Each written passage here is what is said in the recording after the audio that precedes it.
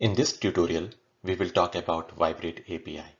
It is a very simple API that you can learn with one line of code. And with the help of this API, the web app can access the hardware of the mobile devices to vibrate it. I have a simple HTML file here and I have created a button here.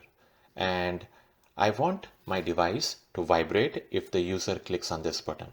So I'm going to add the script here, script. And then within this script, I'm going to create a function vibrate. And all I have to do is if we have window.navigator,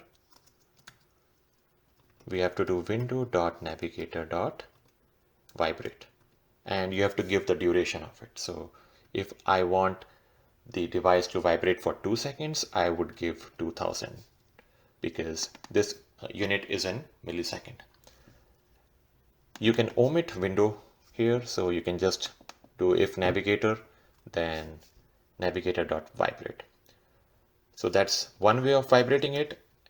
And the other way is you can pass an array here. So I can give 2000, 1000, and 3000.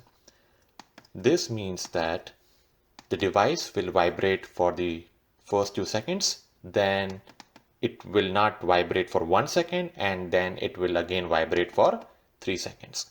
So now I will do on click is vibrate.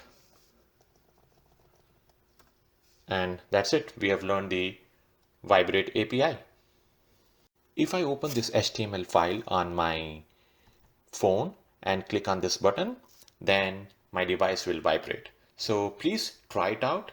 And I think it is good to know about this API, and you can use this vibration more creatively in your web app projects.